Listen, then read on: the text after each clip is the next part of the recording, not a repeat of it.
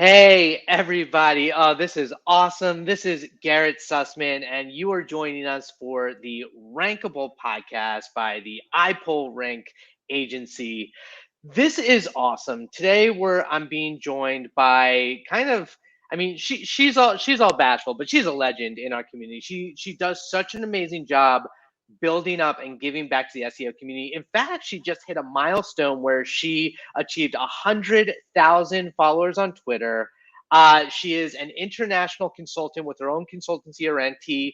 She is Aleyda Solis. Thank you so much for joining us, Aleyda. Oh, thank you very much for the opportunity. It's great to be able to chat today.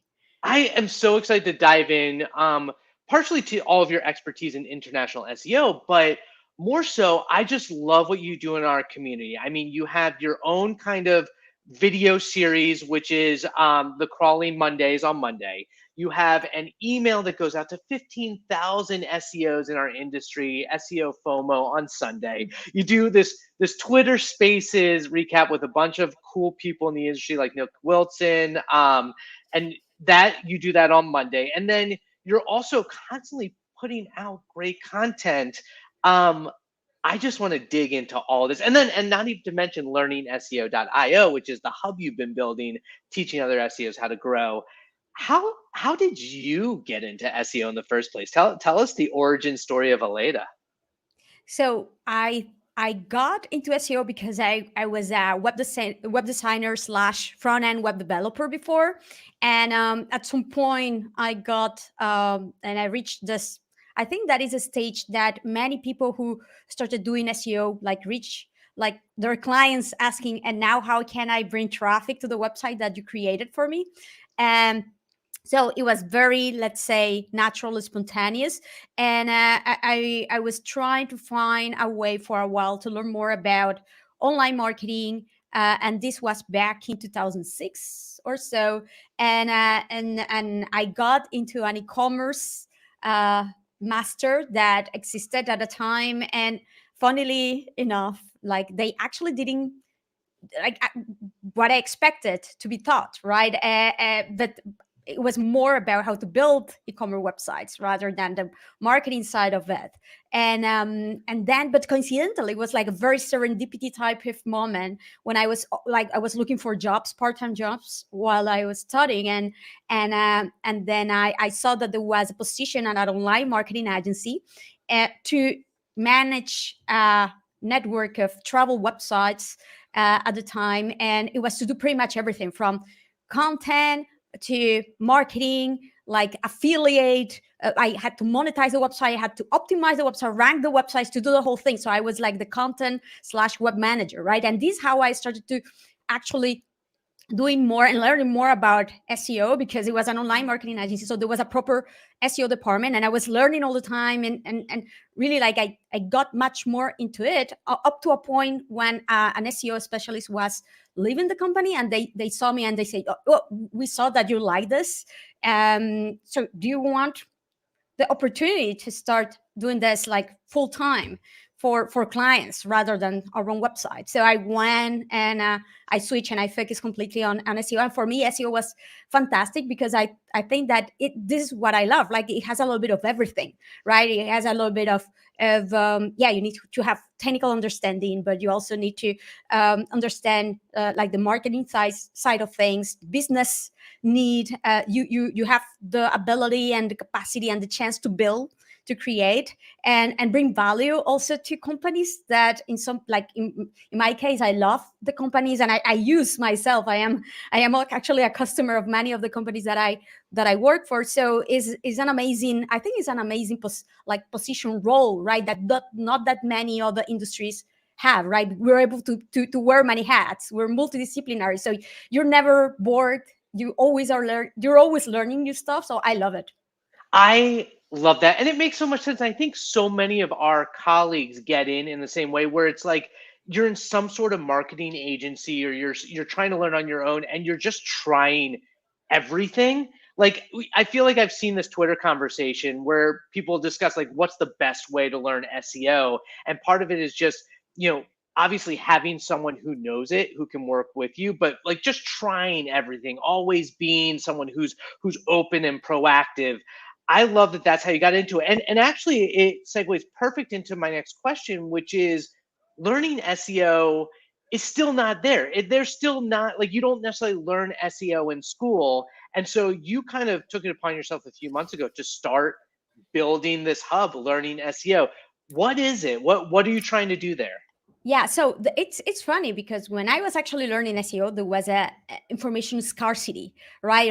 I remember back at that time, there were not that many websites with any reliable information at all. I remember SEO Most or SEO Book or Webmaster Word, right? But the information was scarce, and and you got the fundamentals or the tips, and you had to test a lot and build yourself your own site to see if it worked. If not, like a lot of experimentation.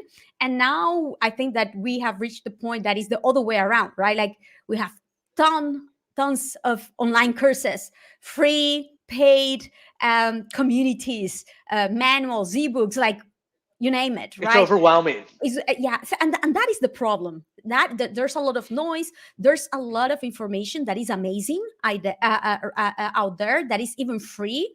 And but on the other hand, there's also a lot of misinformation that is also free and sometimes even paid, and that is even worse, I would say. So and then also the problem of all of this is that because SEO has grown so much, there's also so many different paths that you can take to develop yourself as a professional.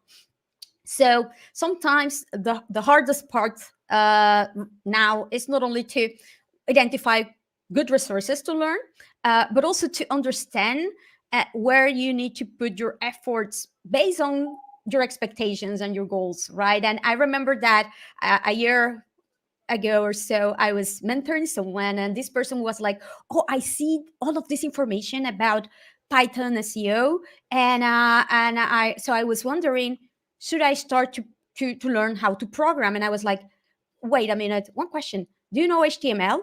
And this person was like, "No, I don't know HTML." So before learning how to try to automate something in SEO, please learn the fundamentals. And if, because this person wanted to focus on the technical side of things. Of course, if you're a link builder or digital PR, you might not necessarily like prioritize this, but this person literally wanted to focus on the technical side of things. But because of all of the information and the wave of automation that we're seeing, which is The amazing, by trend. the way, but this person, again, she like couldn't prioritize well, and I was like, no, you totally need to learn first HTML, because the base of the web, it will also serve to your own to do your own technical SEO analysis.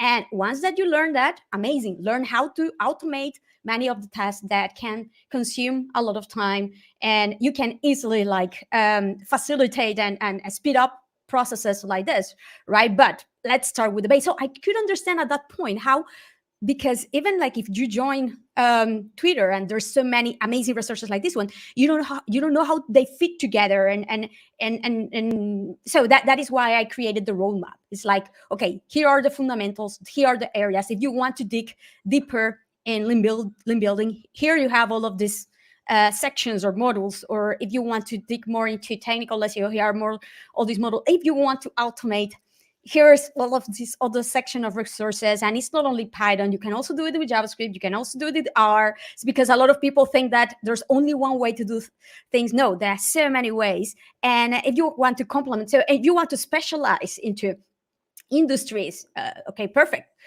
Travel SEO, SaaS SEO, e-commerce SEO, or if you want to focus in specific areas, right, like international SEO. So I started to share like all of this different areas of knowledge in SEO, but in a way that you can see in a very graphical, easy to understand way how it all fits together, and what is definitely fundamental to learn, and Yeah. what is optative, and how you can focus and evolve your career in different ways depending on your preferences, right?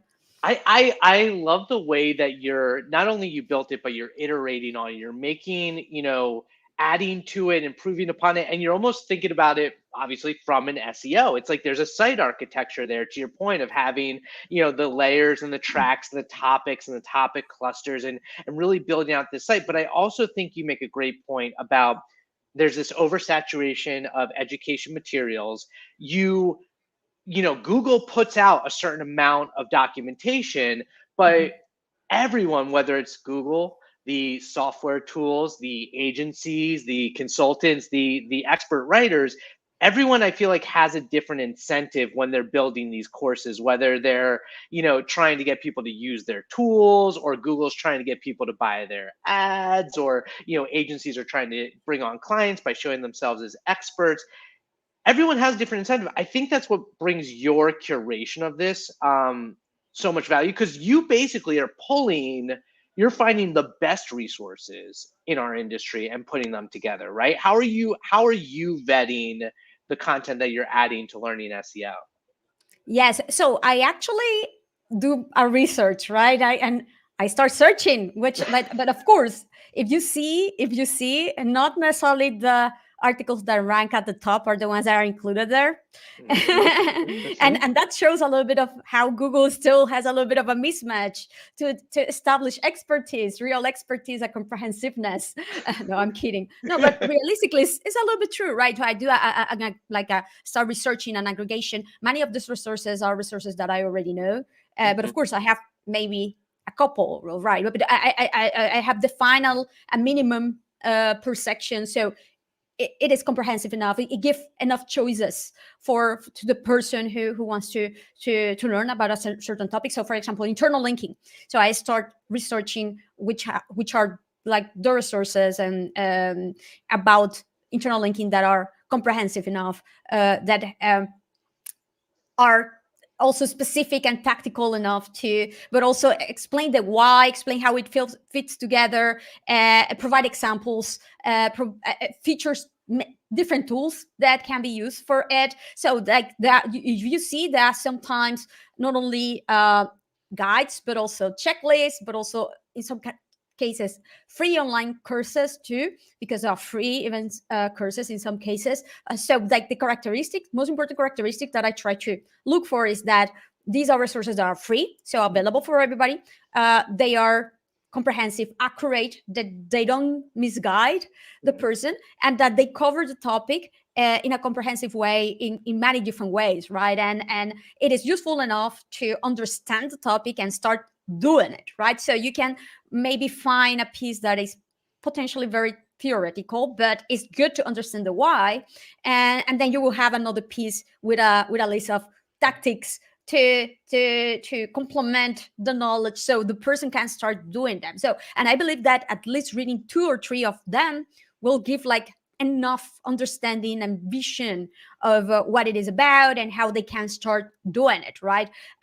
So yes, I do my own research on Google. I see what has been shared lately, the most over social too. I ask people around, what are the resources about this topic that you have liked? I received quite a few recommendations on my email of people teaching their own pieces now. It's interesting. And I tell them, look, thank you very much. I will definitely take it into consideration. And I have included many of them, but of course I have left out some others. So in some cases, it's because there might be ebooks, but all of the content is hidden behind wall, and you need to leave an email. So I wanted to make it as accessible as possible, right? In other cases, it's because it's not comprehensive, it's very thin, and or it's very stately. So I try to avoid, and my priority is that it's actually useful for the people. And of course, I can completely understand a tool, for example, that explain a topic and it showcases the examples with its own functionality. It makes total sense. And at the end, there can be a call to action saying, and if you want to start doing this right away, start our trial, whatever. But it's important that it's useful enough, and you can easily apply the same criteria and rules and principles with many of the tools, right? So for example, Cyber does this a lot. Content King also, they are building SEMrush also. These are tools that I believe that they do a really good job blending the resources that they build. So they are not like only to share information about themselves. Also, Ahrefs, they do a lot of this. So I think that this is the beauty. Now I think that we have reached a point, and I already know, whenever I want to share about a topic, who are usually like the publication, the mainstream, I will say publications, the SEO modes of today, right? That they are covering, and they have created this amazing content hubs and around all of these topics. And of course, they will tend to be there, but I also love to identify who are like the specialists of a certain area, and they're like people who are very specialized in a particular area. And I know that this person has shared tons of presentations, resources, guides about this particular topic. I make sure to go and take a look and research, even with the person name, because I know that this person has shared a lot about it. So sometimes these are even presentations that they will tend to not necessarily rank very well, or guys that sometimes are not on their own website, but on the website of a third-party platforms where they have contributed. So I try to aggregate and find in different ways resources that I know that will be comprehensive, that will be accurate, that will be useful. I love it. It's almost like you're playing the role of Google, right? Like, because in a way, you're looking at things and you want to create a good user experience. It's like you don't want something hidden behind a paywall that frustrates the user. You're, trying to use like EAT signals around expertise, authoritativeness, and trustworthiness. I mean, like, it's a brilliant approach, and it's not easy because there's a lot of crap out there. So, I think it's cool. I think it's a great resource. That being said, the fundamentals, a lot of the fundamentals of SEO never really change. It's like once you understand the SEO fundamentals, like you can start to build and go from there. But how do you recommend, like, where do beginners get stuck when they want to like become more advanced? What are some of those like moments that you see that are like, it's just really hard? Yeah, I think that it is easy or relatively easy, at least if you have been like working on the web or as a content writer, and you have seen or heard about SEO, or as a web developer, the same. So you know about the logic of it. Oh, content that needs to be optimized, or a web structure that needs to be crawlable and indexable and fast, and but the issue comes, I think, that once that you have the understanding of the concepts that play a role into SEO, is how you blend it all together to establish an actual strategy, to develop a process that will allow you to reach specific goals that will move the needle, or actions that will move the needle to achieve certain goals that the company or the website actually needs to achieve, right? And that layer, that strategical layer, and I think that the problem also is that there are a lot of resources out there that they say 10 strategies, or what, like, sorry, most of these are not strategies, these are tactics. So a lot of people, what they tend to do is like they have like the 100 to-dos checklist type of thing with a lot of tactics. And the problem is that, of course, there is a scarcity of resources. There is only so much that you can do.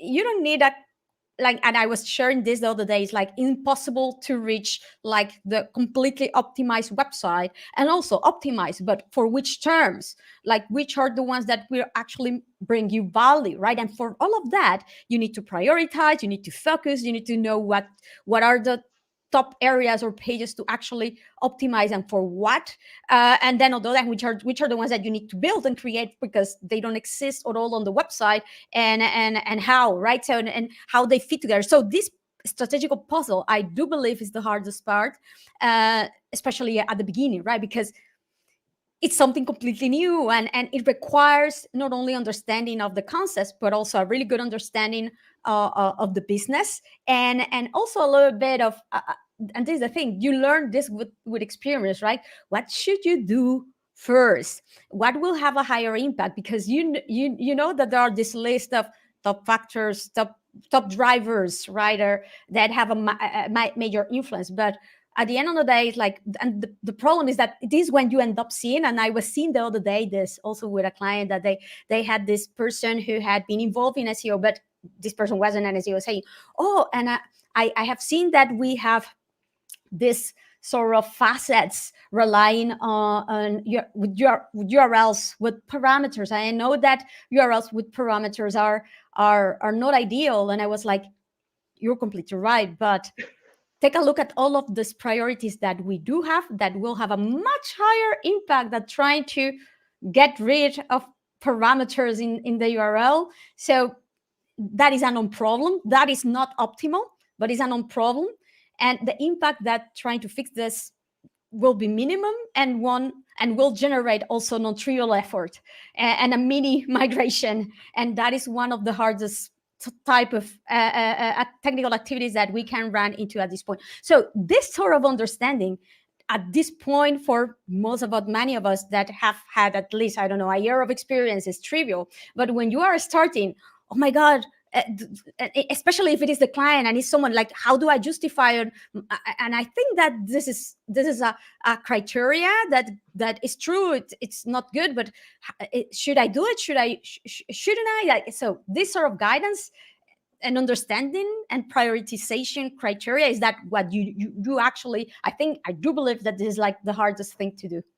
That I agree with you. Prioritization is really, really hard, especially when, and I know you have this experience where you're working with a lot of international clients, and international, gets even more complicated when you're talking about, top level country domains and hreflang, and, working for different business arms, because a lot of international companies have like multi organizations that, have departmental silos. As a consultant, or actually on the other side, as a CMO, what does like someone on the other side who might not know SEO, what should they look at when they're starting to think about SEO? They might not be used to it, but they need SEO to ultimately drive their revenue and, trust their team to drive those priorities.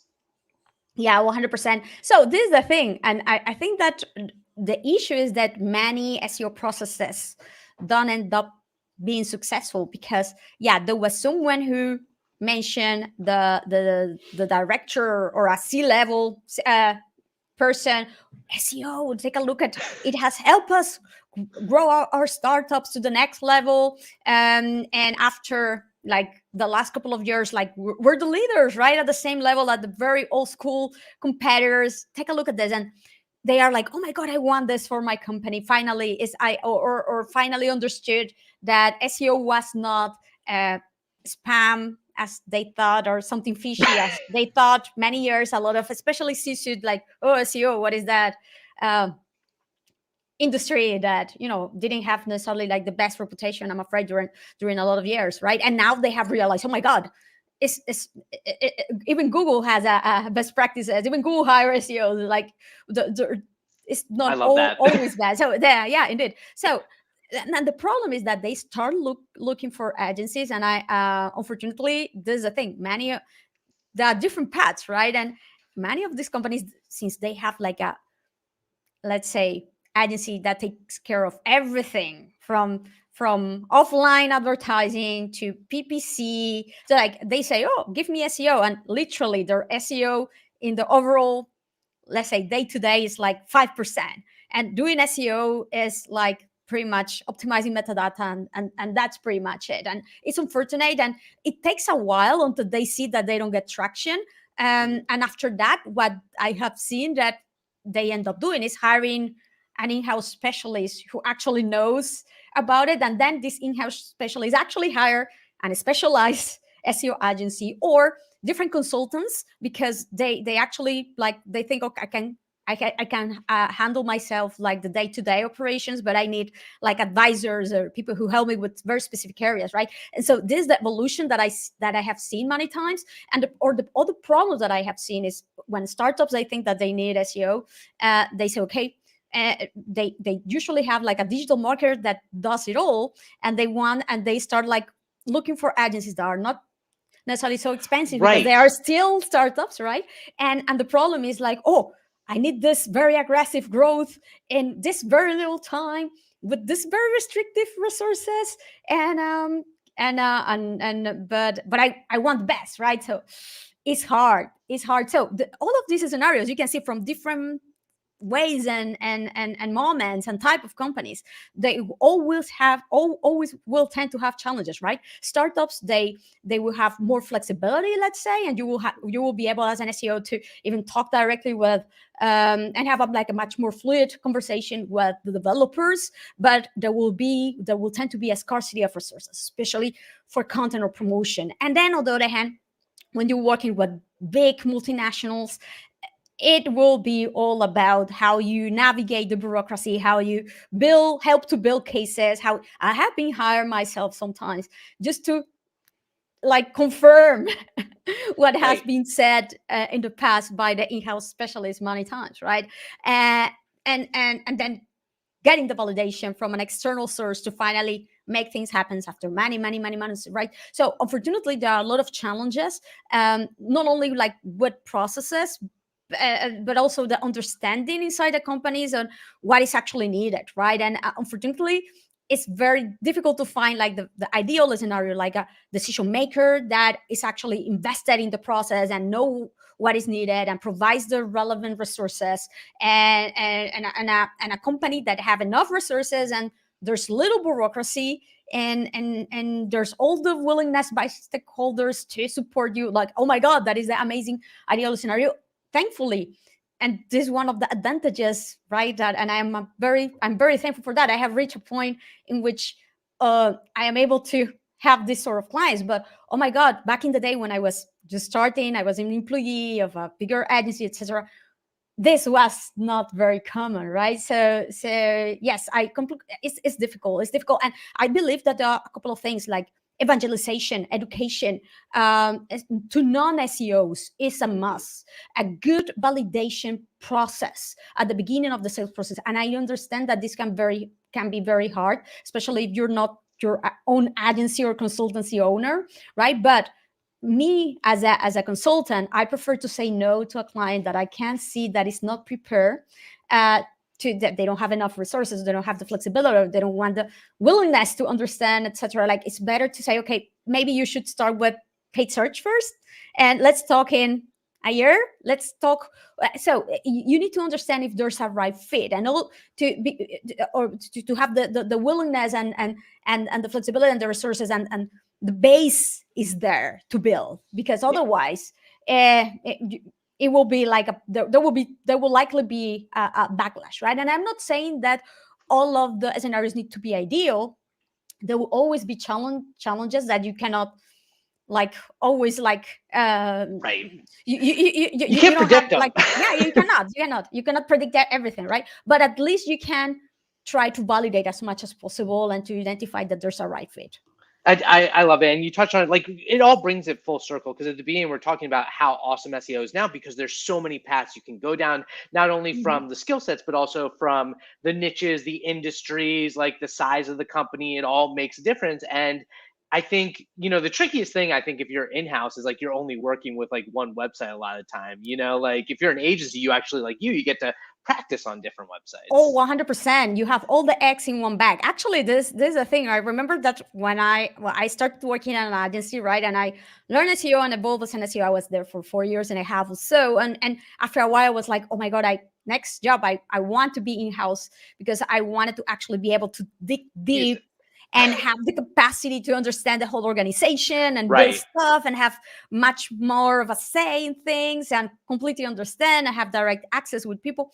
And then I was like young and naive enough to end up being in a company that literally, like, I had zero capacity to change stuff after a while, like, because there was a redesign, and after that redesign, nothing could change anymore, or something like that. And zero resources, and only a couple of developers that I could ask, and they were like the people with the worst attitude towards SEO. So it was a terrible scenario. And then I learned my lesson in my next position, and like the first thing that I did when I was interviewing is like, and I asked, do you have resources for to implement things for content? And it's like, oh, we have you have journalists because they had a lot of effort around content, and from a developing perspective, like, and they are like, we don't, but we'll give you like the resources to hire a couple of people. And it's like, oh my god, yeah. So and then of course, even like that, I ended up having challenges because of the business model of the company. Right. So you always will have challenges, but I think that you need to be very careful, especially in-house, because all your eggs will be in a single bag, to validate as much as possible that there's willingness to collaborate, right? The grass is always greener. And Aleyda, I appreciate you. Having this time, I could talk to you for hours. Before we get to the end, because we're almost at time, I do want to ask you, in terms of the community, I would just love for your thoughts on the SEO community, where we're at, and also what's your favorite project that you're currently working on that's connected to the community. Well, where is it heading? Yes. You ask. Well, this is the thing. I think that we are, and I know that many years, like in the last couple of years or so, there has been this, what I was talking about before, this wave, or let's automatize, right? Not only specific tasks, let's I don't know, automatically generate let's say like an analysis of your internal linking. Your content, your internal linking, or let's automate your internal linking. So, and that's can be like a great output to, let's say, save you time, and that is great. I think that but also, and it is important, right? Like, if you have tried many of the tools that automatize things, then you realize that they also need human input, human validation, and I have not only like, let's say, scripts that you understand that you need to, like, because it's not a full solution or something like that, but there are also tools like content tools to generate content, GPT-3, for example, right? And I have a couple of these tools, and they are amazing. But I tried the other day to generate SEO FOMO subject line with it, and I was like, no. Can you please share like all the ones that you got, and just see how bad another one? No. And then you understand that the problem is that you need really good input for the machine learning to work as expected, right? So this is the thing. I think that we have gone through this wave of automation in different scenarios, and then we should realize, okay, this can save us this time, and it's amazing to also integrate different data sources, etc. Right. I think that we are going to reach a point that two things will happen in the industry. There will be many more no-code solutions, and we can see that also already in other areas, not SEO, but in other areas, to glue together many outputs of data, to aggregate, and to not only aggregate, but also filter, segment, do a very basic analysis, and already have like an output that is ready for you to analyze and validate, right? And then on the other hand, so that will be amazing, because it will facilitate many people to not necessarily have to even like learn from zero. And I can understand that for many this is amazing, because there's this willingness, and there's the path that they want to take to careers. But for many others, it might not be, and it is going to be very useful. And then on the other hand, I think that we also are getting into this level of maturity in which, like, we have focused so much trying to fix stuff. I think that a lot of our work is trying to fix stuff. Okay, I don't know, websites that are not crawlable, or that are like indexability issues. So, for example, the JavaScript SEO, JavaScript optimization, because client-side rendering was not optimal necessarily, and Google started to improve their indexing capacity. And then on the other hand, like a lot of solutions that have become better, and they know that they need to like follow web standards when creating links, that they need to be href tags, even if and try not to be client-side render, but server-side render, things like that. So they have become better. So now, hopefully, we shouldn't necessarily, as much as possible in the future, invest our time to troubleshoot that, because that should be by default more and more, because there should be better, more and more understanding about that. And because of that, much more of our work should be focused on strategizing and creating like an extra layer of resources, Right. pages, content, etc., to take the experience and results to the next level, to connect with the user in many different ways. We know and we see how Google is going much more into visuals, into videos, images, how they are blending much more products information in the organic SERPs with SERP features. So I think that this should play a role to take. So instead of spending so much time on the fundamentals, we should try, like, I hope, right, that this is a little bit of my wish too. It's like, because this should be more of a given, more and more, little by little. We shouldn't spend so much time on that. And also because of all of the tools that we have nowadays that will highly facilitate all of this work, and focus much more on building, creating, strategizing, and taking things to the next level. So yes, that is my hope a little bit. I agree with you, and hopefully the SEO gets to like the maturity level where we don't have to make these arguments to the C-suite of like the value of SEO, because at this point we should all know that it's going to drive. But you know what?